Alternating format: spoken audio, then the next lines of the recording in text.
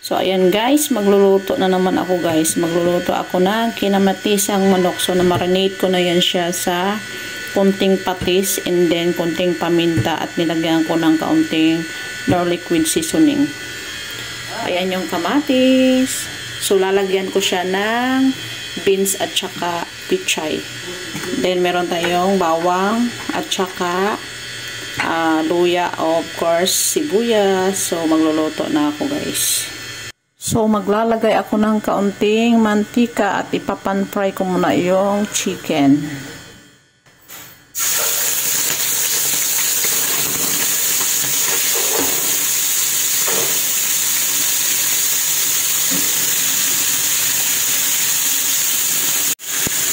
So, yung kabilang side naman.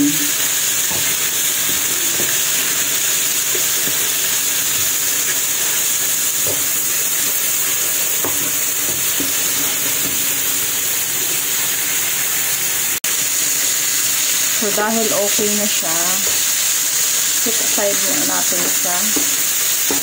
And then, igigisa natin ang bawang, sibuyas at kamatis at luya.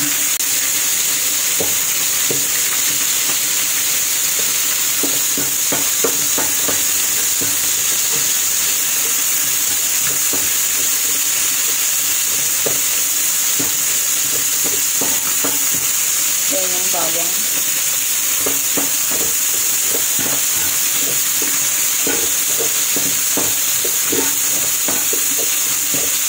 Next ay itong luya. Ang patanggal lang siya.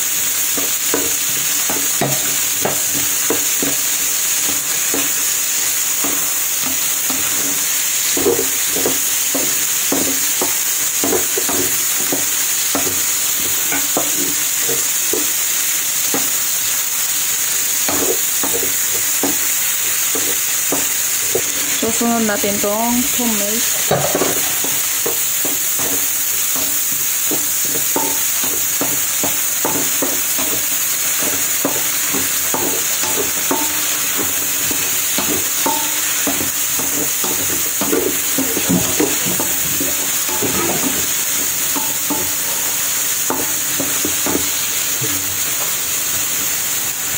So, mag-a-add ako ng paminta guys. No liquid seasoning. And then, i-mix lang natin.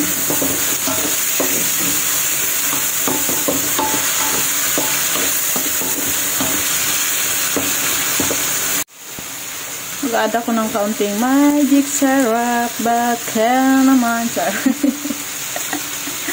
Then, mag-a-add na ako ng water. So, i-mix natin yan. Enough na yung water.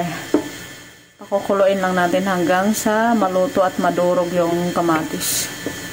Kalahating kamatis lang yung nilagay ko guys kasi sobrang laki ng kamatis. Maasim na siya pag sobrang-sobra na ng kamatis. So, pakukuluin ko lang siya hanggang sa maluto yung chicken. Titikman natin yung timpla guys kung okay na.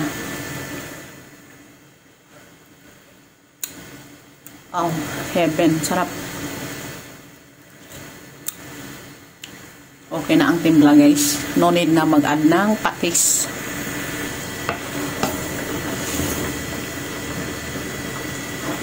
Lulutuin lang talaga natin yung chicken at saka itong kamatis. And then ma-reduce ng kaunti yung sabaw.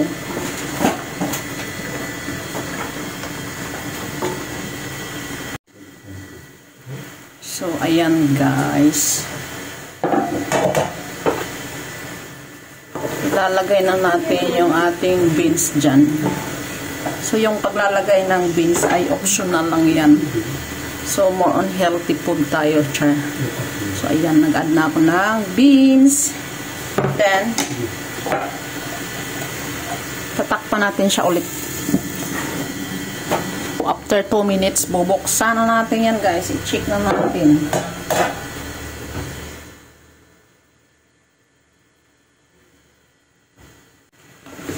So, i-mix lang natin.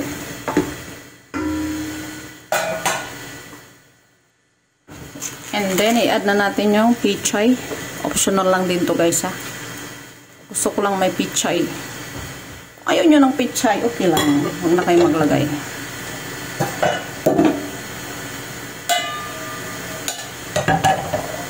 Then tatakpan natin siya ulit. So ayan.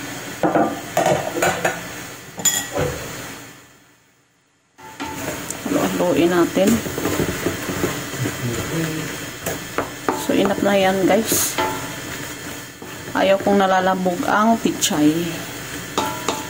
So yan, ready na yung aming dinner. Kinamatisang manok ala Nura version. Char. So yan guys, luto ng aming kinamatisang manok with beans and pichay.